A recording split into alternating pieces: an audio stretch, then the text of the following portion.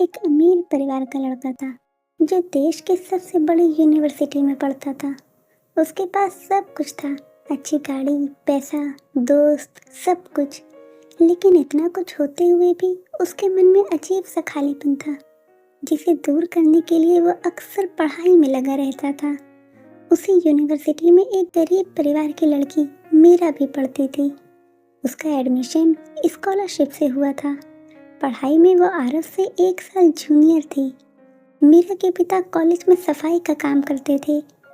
मीरा अपने पिता के काम की बहुत कदर किया करती थी और अक्सर छुट्टी के बाद वो उनकी मदद भी किया करती थी। मीरा का सपना था कि वो पढ़ लिख कर अपने पिता का सपना पूरा करे।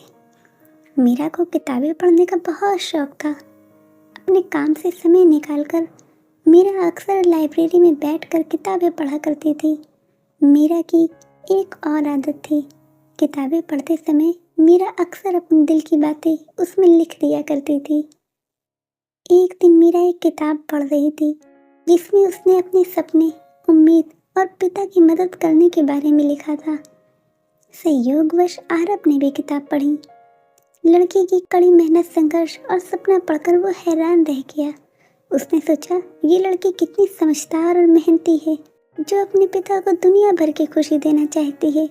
उसके बाद लड़के ने उस लड़की को खत का जवाब दिया जिसमें उसने लिखा, तुम्हारे सपने ज़रूर पूरे होंगे, भगवान तुम्हारी हमेशा मदद करेंगे।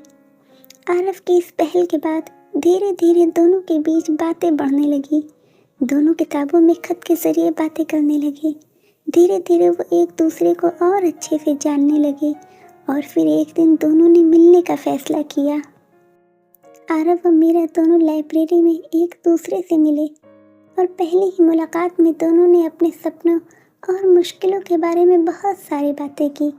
इस दौरान दोनों के बीच एक अजीब सा जुड़ाव बन गया और दोनों की मुलाकातें धीरे धीरे बढ़ने लगी और वो एक दूसरे से बातें करने लगे। एक दिन आरव और मीरा को उसके कुछ दोस्तों ने साथ में देख लिया। उसके दोस्तों को पता था कि वो एक क्लीनिंग वर्कर की बेटी है। मीरा के जाने के बाद आरव के दोस्तों ने उससे कहा, आरव, तुम्हें पता है जिस लड़की को तुम डेट कर रहे हो वो एक साफ सफाई करने वाले की बेटी है और हमने तो कई बार उसे लाइब्रेरी में पोछा लगाते हुए भी देखा है। तुम्हारी सोच इतनी थर्ड क्लास होगी, हमें लगा नहीं था। ये कहकर आरव के दोस्त उस पर हंसने लगे। मीरा की सच्चाई जानकर आरव को धक्का लगा।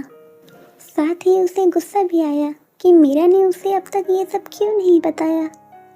अब आरव मन ही मन सोचने लगा, क्या एक लड़का और एक लड़की जिनकी जिंदगी इतनी अलग अलग है वो एक साथ रह सकते हैं। अगले दिन मीरा आरव से मिलने आई, लेकिन मीरा ने देखा कि आरव उसके साथ अजीब व्यवहार कर रहा है। आरव के दोस्त उसे देखकर जिस तरह हंस रहे थे वो समझ चुकी थी कि उन्होंने आरव को उसकी गरीबी के बारे में बता दिया। मीरा ने आरव से कहा, तुम्हें लगता है कि मैं गरीब हूँ, लेकिन मैंने कभी अपनी गरीबी या स्थिति को अपनी पहचान नहीं माना। मैं वो नहीं हूँ जो मेरी नौकरी या मेरे परिवार की स्थिति से मुझे परिभाषित किया जाए।